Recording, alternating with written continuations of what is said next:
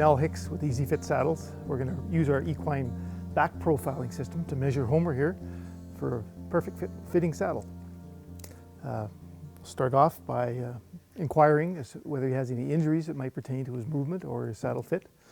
We want to make sure his feet are trimmed evenly. We want to make sure his back is straight. Get up on the stool in the back here and we'll look down the back and just have an eyeball of the straightness of his spine and look for any asymmetries in the shoulders. He looks pretty good. So we'll just move on. So we want to start by finding the scapula. Find the easiest is to start with your hand up over top of the withers and just move it down until you find that edge of the scapula. He's right there, so I can then get my fingers in there and actually get a little bit of detail as to where that edge is and then mark it. I use these liquid crayons or liquid chalk, and they seem to work the best. And then we want to mark a grid on his back every 2 inches. He doesn't need to be straight for this, so we'll just go ahead and mark him on 2-inch increments here.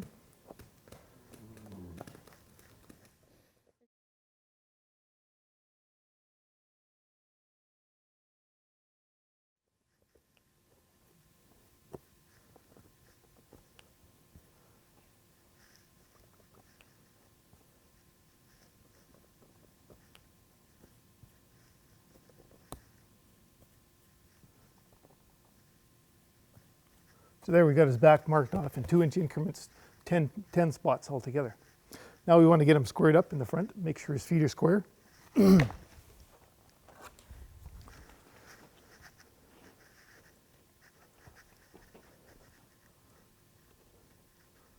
on, that a boy.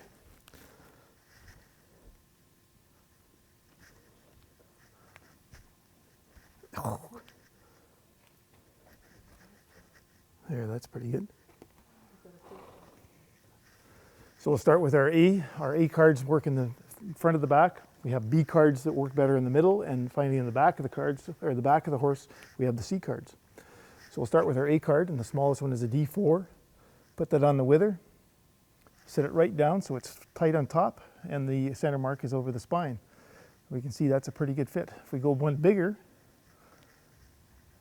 you can see it's, if I work it back and forth, it's got a bit of a gap there. So he's a D4 in the front. Next position is a 2. We'll try that D4 again. And it still fits pretty good. So we'll stay with the D4. Third position back, that's not sitting down on the wither or on the spine of the wither. But a D5 seems to work nicely there. We'll try one size bigger. I can see if I move it, we've got a little bit of play there.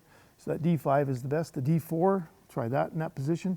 It's sitting up above the spine here, so we know that's not wide enough. My assistant's writing these measurements down as we work our way down the back. And there's the D5. That's looking better. Let's try a D6.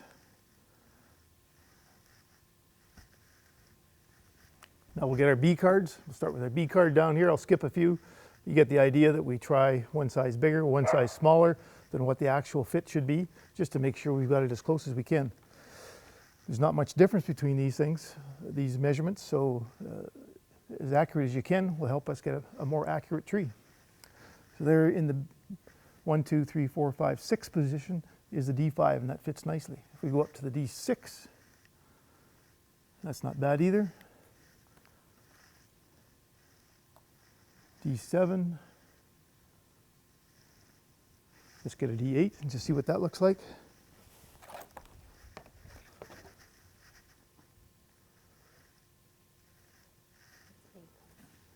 Yeah, that's fine.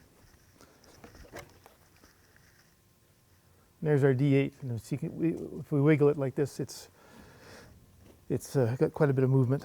Let's square them up again.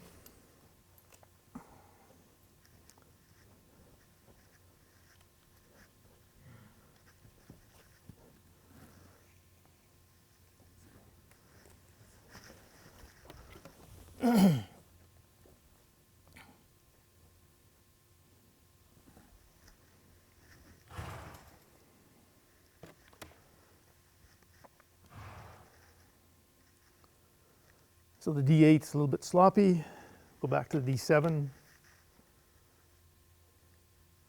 that seems to be the best fit, D7 in that position. A lot of times these back measurements are all the same.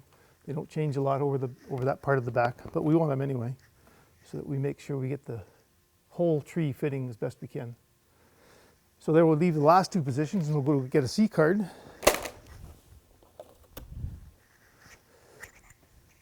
And we'll measure that. That D7 looks pretty good. Let's go one size bigger.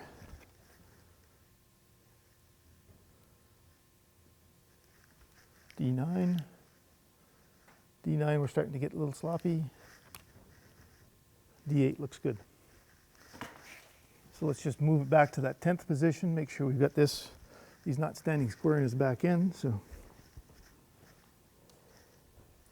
not square in the front, not square in the back. Just give him a push this way so we put some weight on this side.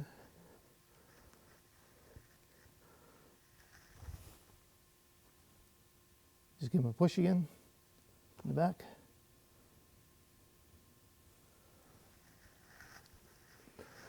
Okay, so there's our D8 in the last position, the 10 spot. Make sure that center mark is on the center of the spine, and then we'll mark this offset. This offset represents the center of our bar and our tree. So when we measure the rock, we'll need that. Then we'll grab an A card again, and the A card will have the same offset mark. Make sure we're centered there, and our offset is right here.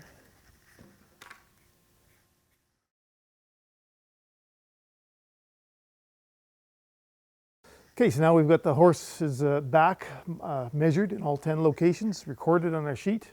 We want to move to the rock. We've got it marked our offsets on the horse's back, and this is where our rock cards will lie, and we'll get the slope of the horse's back.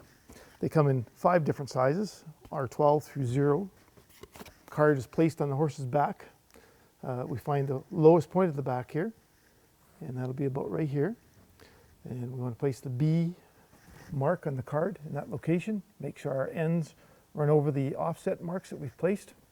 And if we have a problem with the card being too long and interfering with the shoulder, interfering with it lying down into the horse's back, just bend it out of the way. Do that on both sides. And we can see we just got a little bit too much rock there, so we have to go to a 3, a little bit less rock.